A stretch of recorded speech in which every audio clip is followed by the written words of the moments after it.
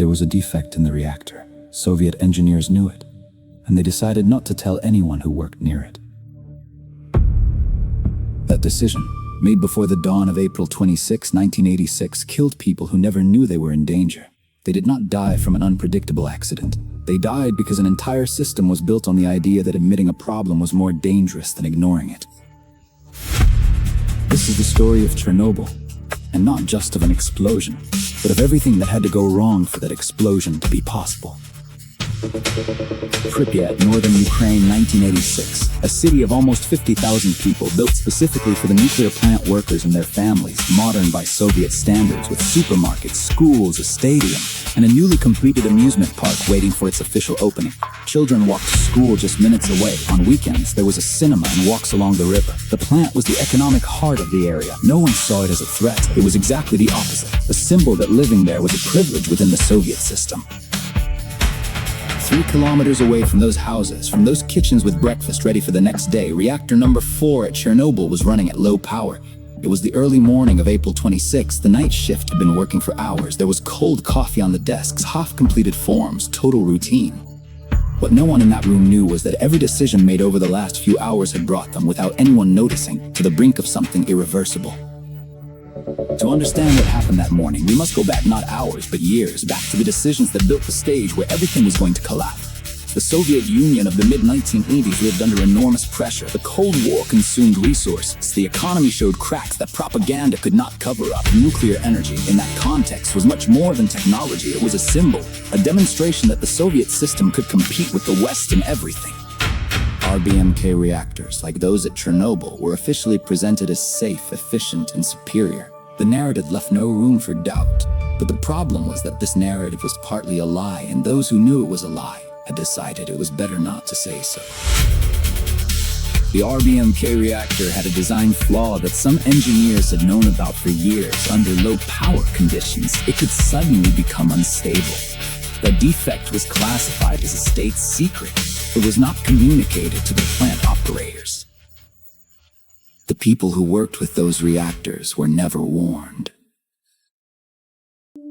Meanwhile, Soviet authorities processed what had happened through the only filter they knew, how to contain it without it looking like what it was. The first hours were of internal denial. The explosion was initially reported as a minor fire on the reactor roof, controllable, local, without risk to the population. But Pripyat was not evacuated until 36 hours after the explosion. 36 hours. 36 hours in which 50,000 people lived 3 kilometers away from the exposed core. During that time, children went to school, people went out to do their shopping. Some adults fished in the Pripyat River, a river whose water was already contaminated. The danger was already there, in the air, in the dust, in the water, but the city had not been told. When the evacuation was finally ordered, neighbors were told it would be temporary. They were told they would return in 3 days. They were told it was not necessary to take too many things. Many left their clothes hanging out. Some left their pets locked inside because they were told animals could not get on the buses, and because they believed they would be back soon. They never returned.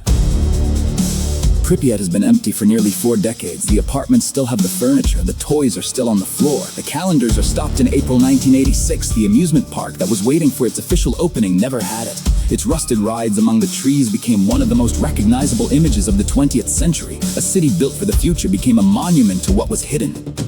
In the months following the accident, more than 600,000 people were mobilized as liquidators to contain the disaster. They built the first sarcophagus over the reactor. They worked under extreme exposure conditions. Many did not know exactly what dose of radiation they were receiving. Some received lethal amounts in a matter of days. They were sent to clean rooftops, to bury contaminated material, to extinguish what could still burn, to contain something almost impossible to contain. The 30-kilometer exclusion zone around the plant was permanently evacuated. More than 350,000 people were forcibly relocated. Entire villages were left empty, houses with the tables set, schools with notebooks open, churches with saints in their place, and no one standing in front of them. The land remained. The buildings remained. The silence remained. But the people were gone.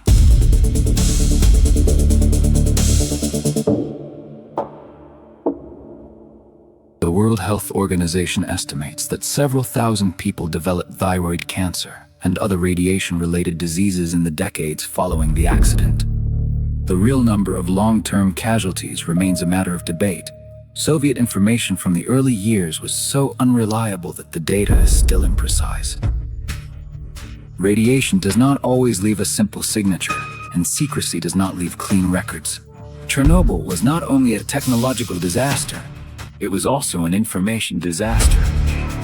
A disaster of silence.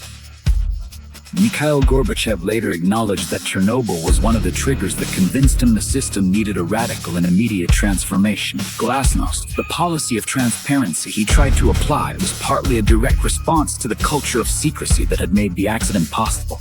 A faulty reactor does not bring down an empire, but a system that prefers to hide flaws rather than correct them can, and that is exactly what happened.